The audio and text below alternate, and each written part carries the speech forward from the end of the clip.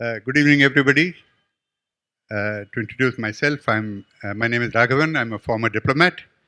We have great pleasure in welcoming Ambassador Hardeep Singh Puri among us. Mr. Puri, of course, is the newly appointed Minister for Housing and Urban Affairs, but we welcome him here as a distinguished diplomat and author. In his 40-year diplomatic career, Ambassador Puri has had the happy knack of finding himself in the midst of momentous events in Indian and global diplomacy. He has been in Sri Lanka in 1987 when the Indo-Sri Lankan Accord was being negotiated, following which, of course, the IPKF, the Indian Peacekeeping Force, went into Sri Lanka. At another time, he was involved in a very crucial stage of multilateral trade negotiations in the Uruguay round of GATT, which led to the establishment of the WTO. But we are here to talk about his appointment at a crucial juncture as India's ambassador to the UN, a permanent representative in the official parlance. And it was a crucial juncture because India was during that time a member of the UN Security Council, 18 years after it last was there. And the UN Security Council, as he says, this book here, Perilous Interventions, is a product of his experience in the Security Council. The Security Council, of course, is the apex body of the world, apex authority for decision making on peace, global peace and security. And therefore, as a member of the Security Council, as an ambassador of India, when we were a member of the Security Council, Ambassador Puri was not on the ring side watching decisions being made, but in the ring itself, participating on behalf of India in the formulation of those decisions. So this is the experience that we would like to tap at this discussion. So I would like to start off without ado. He has a flight to catch as well. If I may please start the discussion by asking you the first question about India's membership, your tenure, India's 2-year tenure in the UN Security Council. What do you think, what were your impressions of it?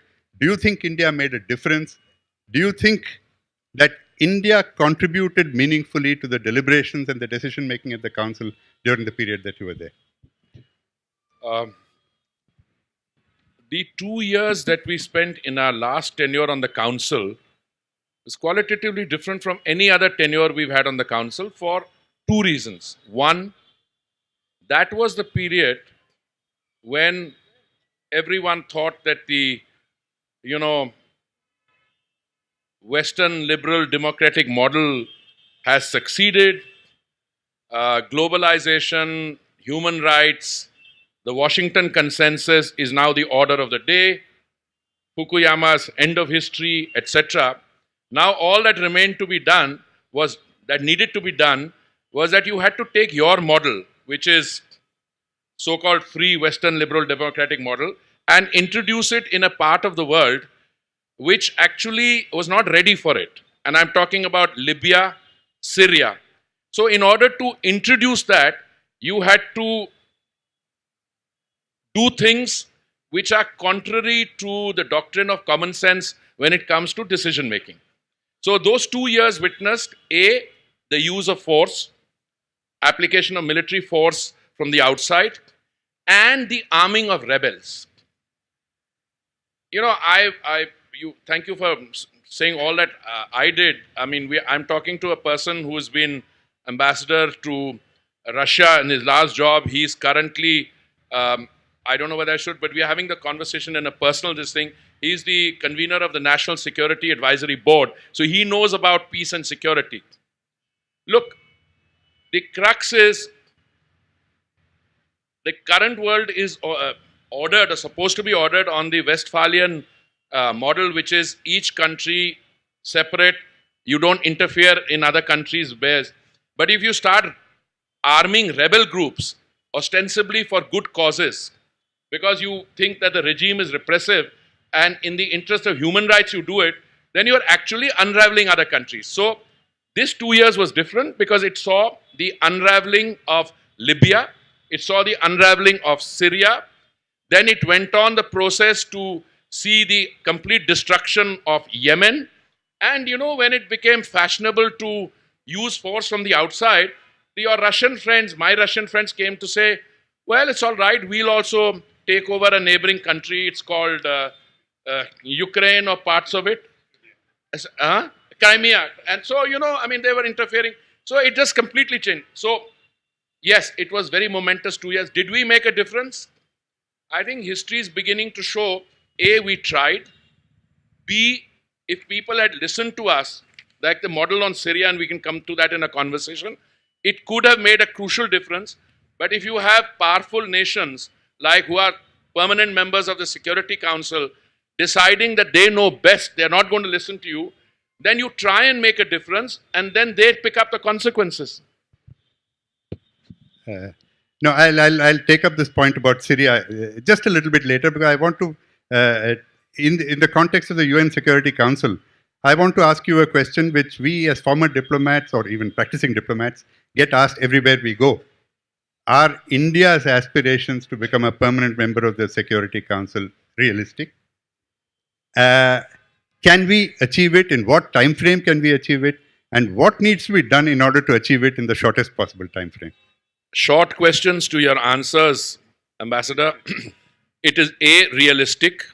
B, it is doable. All that we need to do is to shed our aversion to risk. All I have said, and I'm on record, I've written articles on it. I'm afraid in a long career, I've had the distinction, when you have been in the Prime Minister's office, you've been in headquarters, of being able to use my margin of persuasion, mostly get things done I want. This is one area where I have failed. And I failed because the people slightly senior to me have gone to the political leadership and told them, it's very tough, the Chinese don't want it, so and so. Look, it's a system of a one country, one vote. There are 193 members in the UN. In order to get a framework resolution passed, you need 128. We already have written support from more than 140. Unless you get into the arena, in my tenure, we didn't lose a single election. We beat the Chinese, we beat the Pakistanis in every election. Go in there, shed your risk, and if a framework resolution is submitted, even if it doesn't get through, you will not lose anything, but at least you demonstrate it. But otherwise, what they're saying is, India is great fun, India is a big democracy, India is a 2.5 trillion democracy, but India is very cautious. Shed the caution, you'll become a permanent member. Because once you get a vote in the General Assembly, rest will come. Yeah, the basic point that we're dealing with is that you have 5 permanent members of the Security Council. And obviously, they don't want to dilute their position on the Security Council. You don't want to cut off the branch of the tree you're sitting on. So, what you're trying to say is that you put the pressure of the world community on the 5 and force them to back down and to get you in. Now, I totally agree with you. That is the general strategy. But look at who the permanent 5 are. One country, the United States, $18 trillion economy. No one is going to question their being there. The second country, China, $12 trillion, $11 trillion economy, growing stronger, flexing its muscle, not always with the rule of law. Nobody's questioned. Who are the others? That is the issue. At least 2 of them, now I don't want to name names, at least 2 of the others are countries which do not qualify under any yardstick. There's another country called Germany, which is in Europe, which has a bigger economy than those 2, which is the powerhouse in terms of economic activity. You keep them out. So the Security Council today reflects the geopolitical reality of 1945. If you can't change it in 2017, I think this is one of those cases, thoda gentle dhakka do. You don't even have to do too much of effort. Go in there with a framework resolution, you'll get change. You'll at least they will negotiate. And if they start to negotiate, you want to do a compromise, do it. Get a long-term, non-permanent. But for heaven's sake, shed the aversion. And today, with the current Prime Minister, his activism, he's got personal chemistry with most people. I don't see anyone up front opposing. They will do from behind, ke nahi, abhi nahi, ye nahi karoge, Pakistan.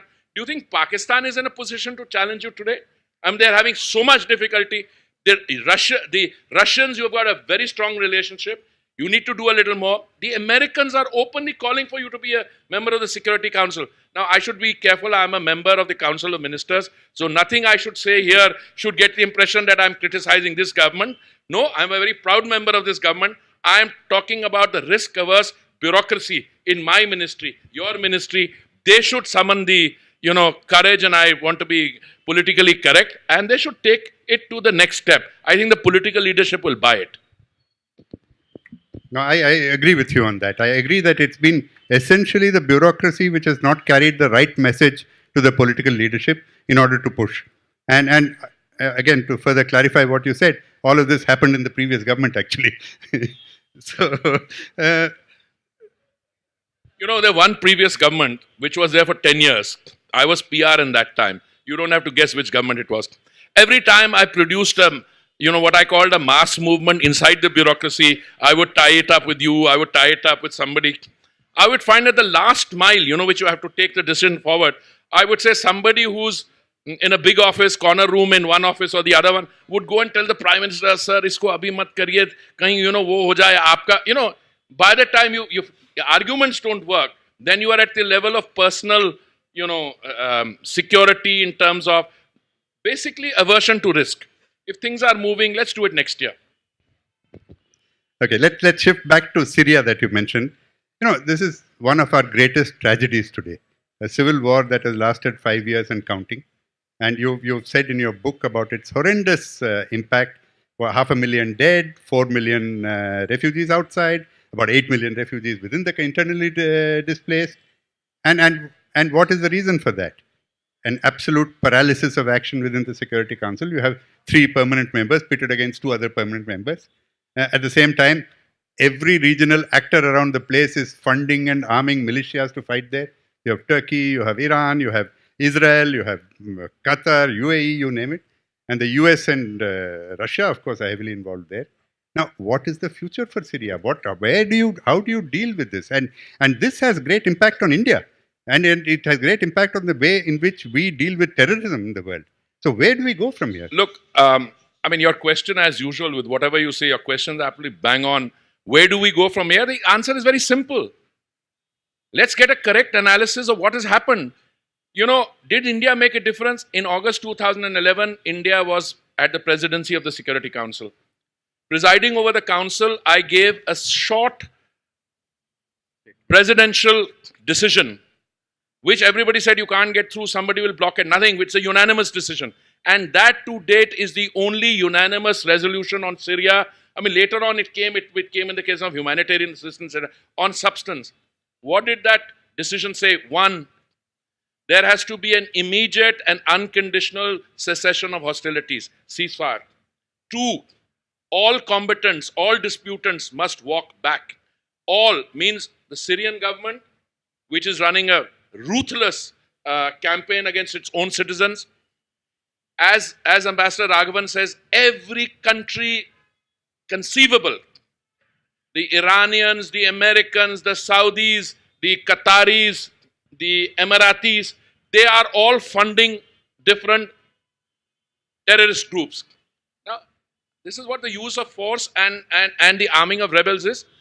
Look, it's illegal to fund terrorist groups. This is something but law has completely disappeared. You are arming a group, she's arming a group, he's arming a group. Bedlam there. There's nothing left. And let me come back. When they say they're winning a fight against terrorism, because your question is the impact on terrorism. In July this year, one great stronghold fell. Few days ago in September, another stronghold fell, which is what? Raqqa and Mosul. In I don't know which order. One was in July and the other was now. Have you had a look at the pictures of what they have liberated? The towns are completely flattened, and the so-called people, the ISIS, Islamic State of Iraq and Syria and the Levant, they have all disappeared. So when you declare a victory, I was, for my next book, I'm analyzing this now in the final stages. What does the State Department press statement on the fall of these 2 cities say? Well, we are very happy that we have liberated the city. They were sitting here and planning attacks against us. But then it goes on to say, but the fight will continue and we are determined. Well, the fight will continue not in Raqqa and Mosul. It will continue somewhere else. Because of thousands of those foreign fighters, you're not claiming that they're dead. They started a thing. There are some guys there, booby-trapped, mined. They will just destroy the rest of it and the incoming people. But that's not my question. My question, which I want to ask you, is you can liberate an area, but when you've caused collateral damage, are you sure you've killed only some ISIS fighters? There has to be. When I was on the council and I asked, you are using force, you're using bombardment from outside. No, no, this is precision guided. We discovered what a precision guided was. For every one person you kill, you produce 10 members of Al Qaeda and ISIS. And that leads us to the next question. How do you deal with ISIS or Al Qaeda if you're going to have a proxy war between great powers in these areas? That's what we're seeing today. I must say, I go through fits of optimism. I mean, I never go into pessimism because I realize there's no point. I go into fits of optimism. In the period between the election of the 45th President of the United States and March this year, I actually thought we would get a reset of relations between the United States and Russia. Look, I'm very clear. The only solution that you can get in Syria has to come through bilateral, confidential talks between Washington and Moscow. Because there are two things happening. If the United States decides it wants peace in Syria, it alone has the capacity to rein in the Saudis, the Qataris, and the Emiratis. And if the Russians also decide that they want peace in Syria, they alone have the capacity to rein in the Iranians, the Turks, and the others. So, ladies and gentlemen, very simple. We know what needs to be done in Syria. We know how to do it. Can we do it? But unfortunately, Syria got caught in some so-called Russian meddling in the American election. How do you deal with this one? But look, again, I hope another dose of optimism comes in soon. But things will get a little worse, then they'll stabilize. It can't get any worse. I think we are at the stage in Syria. It's so bad it can't get worse. People are just fleeing, as you were citing some figures. Those are figures when the book was written. That's right. When the book was researched in 2015 and 16. It came out in 16. So. And the numbers are much greater now. Yeah. In fact, when you talk about US and Russia being able to resolve Syria, that's the same problem in Afghanistan today, where the US-Russia proxy war is what is actually holding up settlement, But I wanted to ask you more about Afghanistan, because you have President Trump has announced a new Afghan policy. You have both President Trump and President Ghani telling India to do more. And there is some action going on there, but the US-Russia contradiction in Afghanistan still casts a big shadow over it. What do we do there? You got the right pointers as to what is happening there. Direction, one doesn't know how much of it is sheer incompetence and how much of it is by design differences. Sometimes you and I can be agreeing on it, but we don't find the language to portray that agreement. Look, I think there is a problem between the presidency and the constituent members of the state in the United States. I mean, the State Department is on a different wavelength. I think if you give the 45th president the support which he needs institutionally, I think both on Syria and Afghanistan, you can sit with the Russians and decide what we want to work out. But you cannot do it if the Congress wants to put the Russians under sanction. Yeah. I mean, that's a real problem. I mean, President wants to have an agreement with the Russians in order to solve the problem. But the Congress said, no, Russians very bad people, you must sanction them. Now, no Russian president, not even President Putin or anyone else, can say, you sanction me, but I agree to, settling X, Y, and Z. There's one line which I wanted to ask you about. India has excellent relations with Russia, traditionally. We have developed a very close strategic partnership with the US. Do you think India has a role in quiet diplomacy in trying to see whether you can mend fences with Russia and US to the extent that you can help an accommodation in Afghanistan and or Syria? Because after all, there are a lot of direct conversations between Russia and US, but they seem to be talking past each other right now. Can I say something to you? I would encourage you in particular, to try and work out what margin of persuasion we have in trying to not only sort out the so-called problematic between Russia and the United States, but use it even with North Korea. Try and see if you can drum some sense into them. I was very happy to see a statement by External Affairs Minister saying we'll continue our mission in Pyongyang. Yeah. You also have a margin of persuasion, incidentally, with the Iranians. Yeah. I can't think of any country better placed to play an activist, quiet, discreet, diplomatic role in the troubled countries of West Asia, North Africa, in the troubled areas of Northeast Asia than India. You have that. And you don't need to play that diplomacy in any way contrary to what you are already doing. So please, I mean, this is my advice to you. I thought we are having a conversation, so you're asking me, as a convener of the National Security Advisory Board, you're not here in that capacity, but you can talk, you have proximity, you talk to people. Slowly, let's take it slow by slow and see what India can do. Incidentally, no one will question India's credentials if you're doing something in Northeast Asia. After all, you have a vibrant relationship with the Chinese. You have very good relations with the South Koreans. You have an excellent relationship with Japan. And you have an embassy in North Korea. What margin of persuasion you can have with the ruler of North Korea, you can work out. But still, you're at least there. So I would encourage that. Thank you. You can't have a discussion on foreign affairs without talking about Pakistan. It is particularly true in the north. Actually, it's not as much true in the south of our country. But there was 1 year of our 2-year term in the UN Security Council when Pakistan was also on the council. We had no problem. I wanted to ask you about that. How did you get along with Pakistan? Did you find? Were you able to sort of find convergences to work for? No, absolutely. I mean, let's be very clear. India and Pakistan have a major difference of opinion on some issues.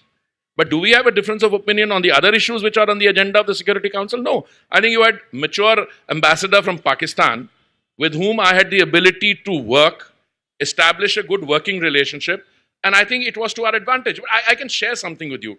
When we were completing our 2-year tenure on the Security Council and Pakistan was there for 1 year and they were going to be there, I used to be asked this question: what will happen in that 1 year when you're not on the council?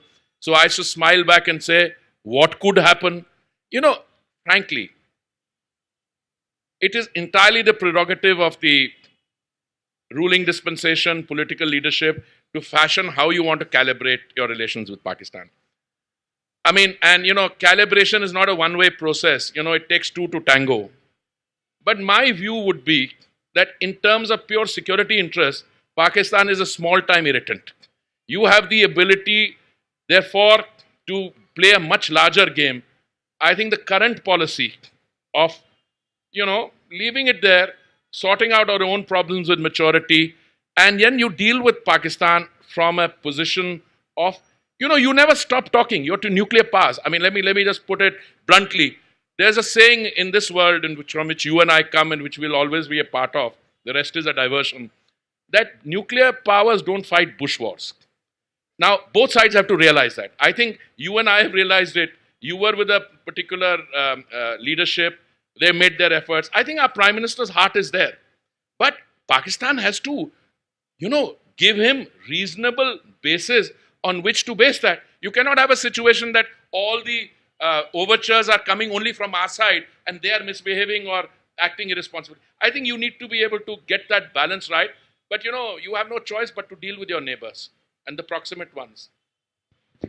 I think the problem there is you need to have the maturity to recognize that you're a nuclear power and to have the responsibility to go with it, which is both in terms of verbal utterances and in terms of actions. And well, my view is that is lacking in Pakistan still. And that's where we are. But it's not lacking just in Pakistan. Raghavan, when I, in my weaker moments, I watch CNN or other, and I see the exchange, and I see the exchanges taking place between the President of the United States and North Korea, I really get worried.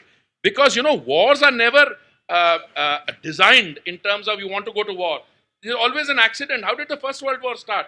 I shudder to think that if there is an accident and you're dealing with a nuclear-powered North Korea, I mean, he has demonstrated that he has the wherewithal. He has also demonstrated that he has delivery capacity. So again, my view as a dyed-in-wool diplomat of 43, 45 years is you have to talk to the guy. I mean, whatever else you do, you couldn't stop the nuclear program. Now you have to talk to him. Shift to another one of India's neighbors, which is Sri Lanka. This is, again, as I said, this is an area which you are very deeply involved in.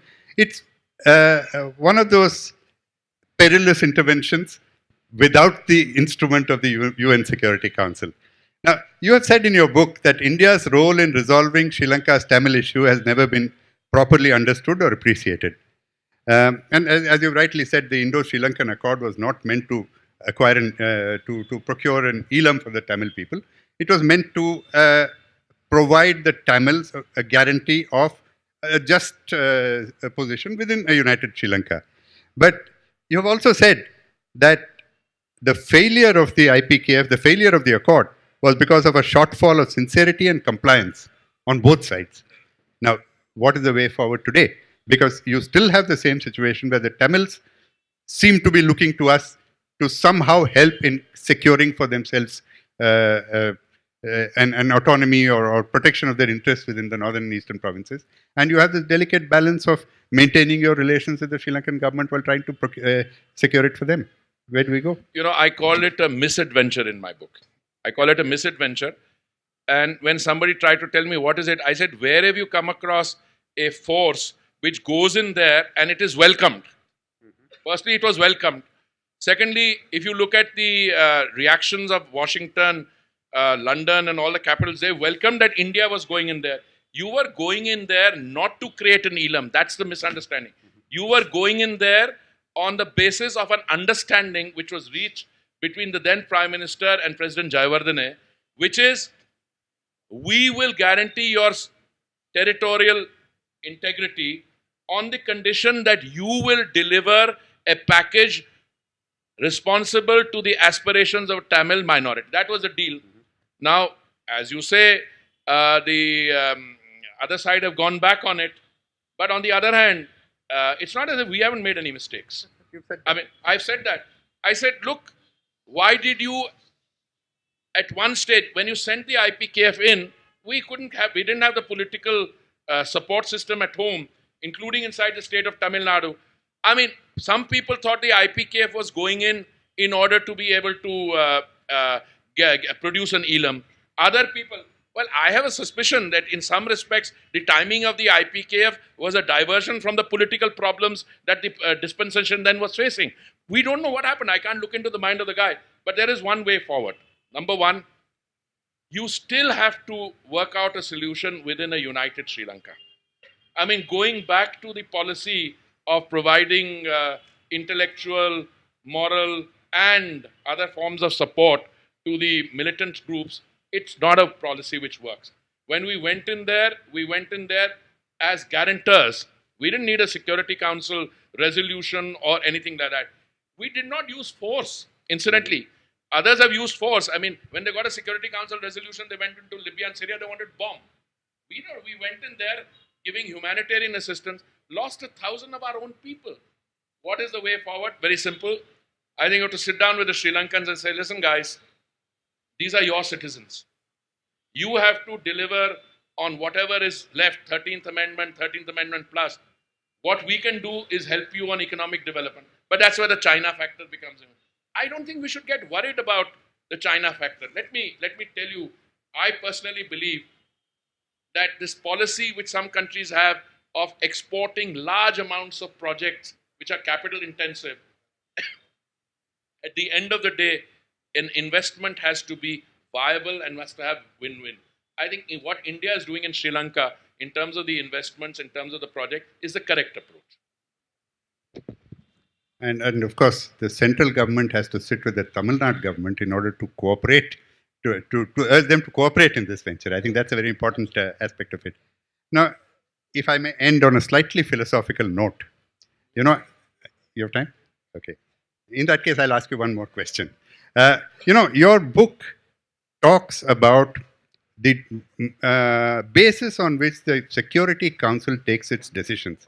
And in every case, it is a matter of distorted facts which have been presented before the Council. So, you have every country has its own version of facts, and eventually the version that wins out is that of the country which has the maximum political clout on the day.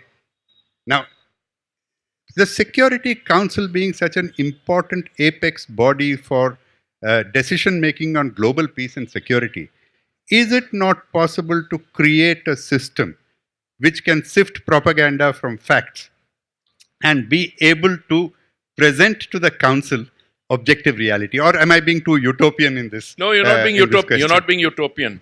You need a completely professional, clinically correct secretariat to be able to do that. Or you need countries like India to serve on the council. Let me tell you, when we were dealing with Libya in the council, I think with the benefit of hindsight, resolution 1373 or others, if the Russians and Chinese knew that this is how the Americans, because the Americans were reluctant, they did not want the resolution. This resolution was thrust on the Americans by the French and the British. And the Americans always thought that this is a small time action. I mean, I bring it out in my book. Russians also thought maybe, because the problem was Gaddafi. Gaddafi was someone on which all the 15 members agreed was no good. And he was unpredictable. He might go and do something, wrong. If everybody had his eye on the ball and we had better facts, that resolution on Libya would never have been passed. And I tell you, we were doing the Libyan sanctions regime. I had my political coordinator, and with him was a young first secretary who had served in Libya. And when we were doing it, we were all names. We had reports, we had inputs, we had intelligence inputs, we had all kinds of things. This guy whispered from me, from behind, "Sir, they are picking on the guys on the wrong side." Now, there's just this little, I think I bring it out in my book also, I may. So he whispered, I said, "Who has prepared this list?" Then we went into it in detail, and the secretariat just discovered we were penalizing the guys who were actually, we were rewarding the guys who were creating the trouble. So look, the fact is, when you deal with situations on international peace and security, you have to be very careful. Your facts have to be good. You need countries with a tradition. When the 193rd member South Sudan joined, we were one of the few countries in the council, serving on the council, which had a mission in Juba. You need countries with diplomatic tradition. You need countries which have professional diplomats like yourself, who have a tradition of diplomacy, to serve on it. Otherwise, what happens? On the rotation principle, those 5 are there, and they are good sometimes, not so good on other times. 1 or 2 are not looking very good just now on those 5. And you've got countries who are coming in for the first time in their history to serve on the council. Before they learn how to operate, they are off the council, and another set of people come in. It doesn't work. But there's one problem about our membership of the Security Council. You pointed out in your book, it was 18 years before the previous membership of the council. Now, is there a contradiction in your aspiring to be a permanent member and also seeking election to be a membership of that? Because that is what I think has prevented us from applying more regularly to become members. No, I have a slight difference of nuance. What has prevented us from applying more regularly is the fact is that we haven't got over the trauma of the fight against Japan. It's as simple as that. And I must say, I give full credit to the foreign secretary at that time, with whom I have sometimes disagreement on other things. He's the one who said, "Forget it, we're going in." This time also, look at what Japan does. Look at what Bangladesh does. Look at what Brazil does, what Germany does. After a gap of 2-3 years, they come in. Now, if you come in, it's like setting up a submarine production facility in the east yard of Mazagon Docks. You train people, you train manpower, you train a system, and then if you don't have a submarine construction for 10 years, the workers go away, they retire. So look, Security Council is serious business. You better go on there every few years, or become a permanent member.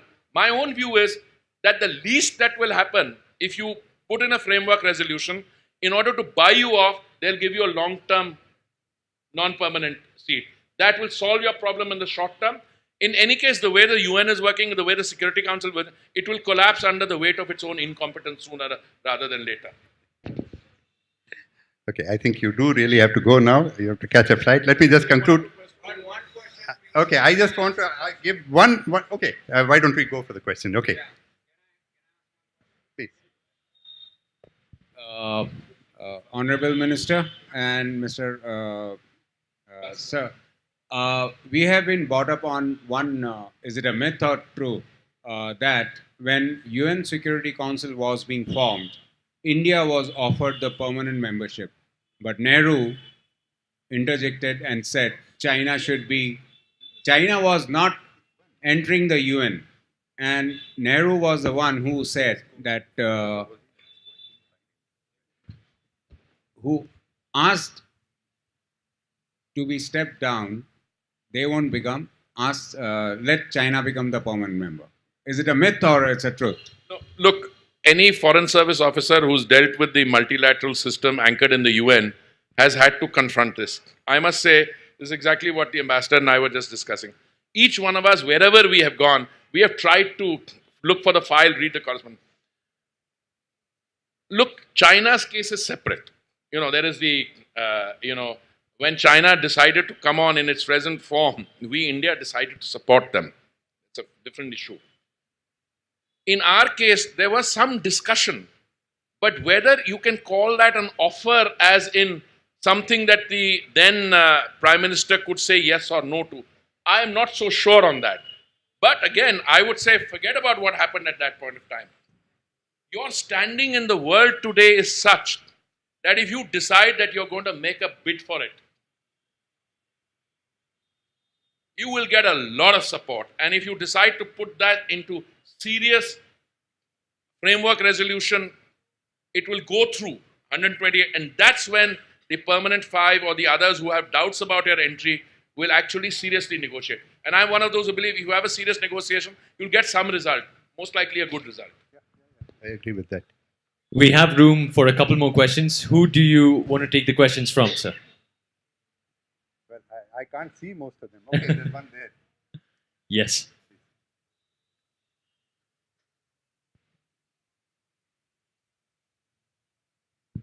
Honorable Minister and Honorable Ambassador, I just want to know your thoughts on the whole, on India's position about Myanmar's Rohingya crisis.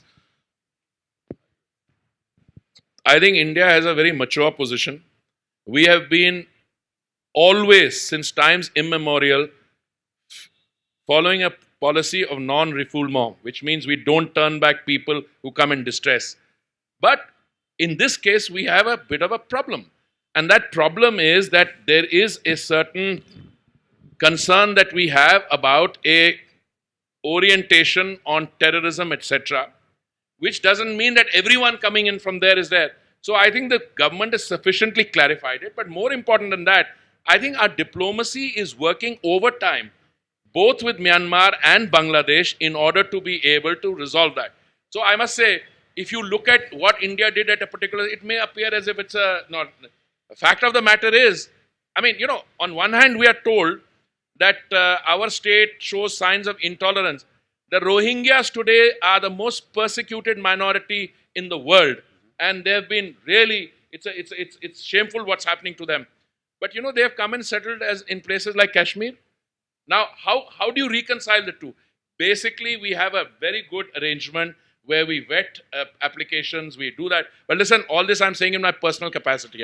I'm Minister for Housing and Urban Affairs. So you asked me that question as a personal capacity, therefore I'm answering in personal capacity.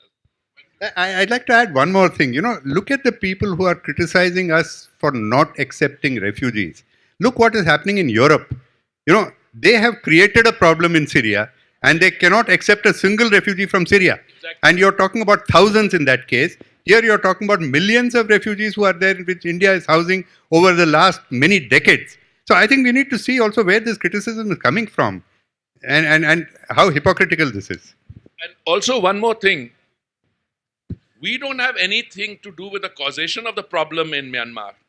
Whereas those guys who are turning back those poor migrants actually have created the problem in Libya and Syria. The public narrative on Syria changed when television screens showed the body of a small child being washed this thing. That's when public opinion, 3-year-old child. That's when the public mood changed. But even after the public mood is changed, that public mood is not putting the pressure on the governments to accept more people. Chancellor Merkel accepted them. See what happened to her. I mean, there was an immediate backlash. Not only backlash within her country, backlash from other governments. So I completely agree with Ambassador Raghavan. Those who say that we are not, hey, listen, what's the history? When Bangladesh took place, do you know how many we took in? What was UNHCR's role then? Was UNHCR supporting what we are doing?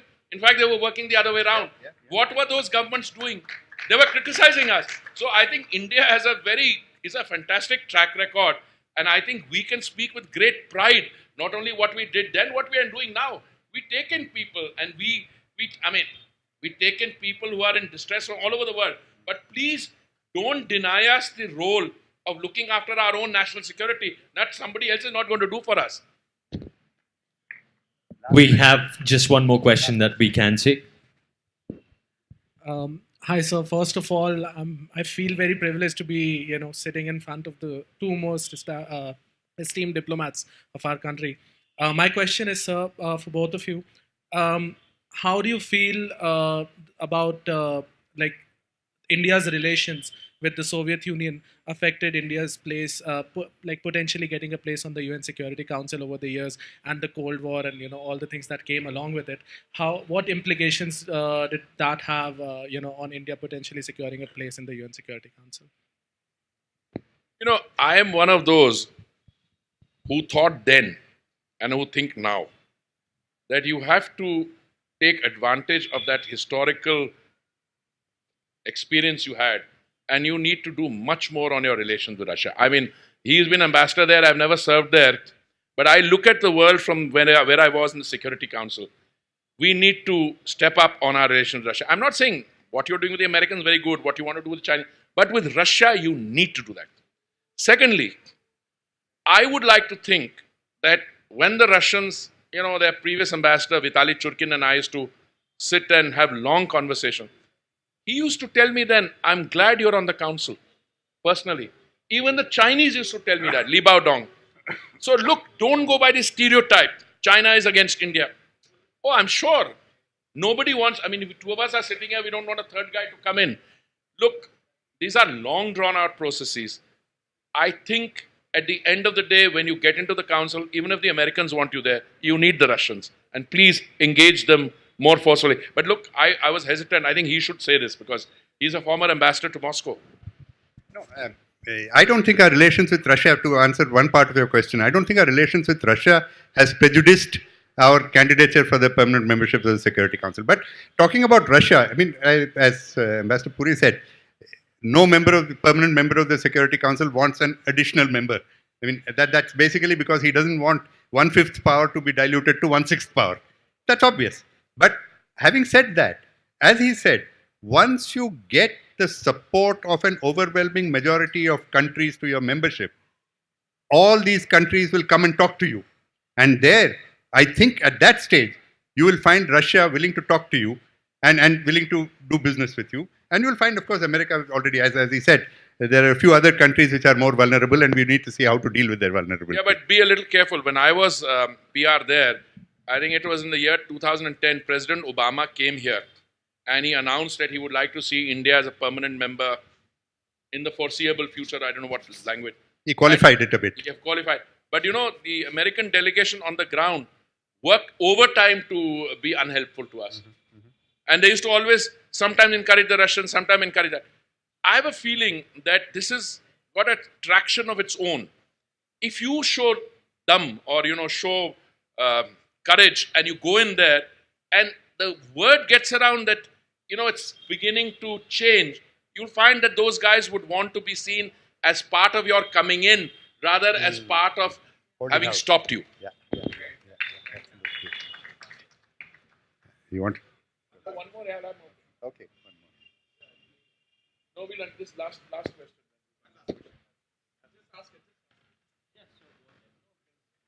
So, Ambassador Puri, fantastic hearing you. You're one of the best diplomats. How does it feel to be in the housing and urban development when you're one of the best diplomats? No, hold on. One of the last things that I think I did was to write on the Agenda 2030. The Agenda 2030 is about the Sustainable Development Goals. You know, the urban local bodies I deal with as Minister for Urban Affairs, Housing and Urban Affairs, deal with 15 of those 17. Look, I think to be a member of the Council of Ministers is a great privilege, and only one man is responsible for my being here. He's the Prime Minister, and I've expressed that differently. Why he chose to give me this particular portfolio and not any other, it's entirely his call. But I can understand from his point of view that he might have an expectation that on this I can deliver. This is ultimately administration, management, etc. Because if you take the other way around, that I should have gone to external affairs, that means you can have only a doctor as health minister, you can only have an engineer in railway engineers. It's a little different. Cabinets operate on, Council of Ministers operate on collective responsibility. You have an entire civil service there. You are expected to do some things as minister, which I'm learning now. And I think from my point of view, it's a fascinating charge, and I have every intention of delivering. Well, let me express my personal view that the choice is a very good choice. Knowing you for the last 40 years. But on this note, I think his protocol and security officers are now overruling him. He has to leave for the airport if he has to catch his flight. So let's thank Ambassador Puri for this wonderfully fascinating session. And I would like to advise you to please read this book. It is an eye-opening account of how much skullduggery there is among the great powers of the world, and how their own short-sighted, or rather their cynical decisions have wrought death and devastation in vast parts of the world, and it all happens to be in the developing world. So I think we should relate to this. So I would really recommend that you read this book. Thank you. And I want to thank Ambassador Raghavan. Join me in giving him a big hand, because this quality of conversation you can only have with somebody who knows what he's a total professional. Thank you very much.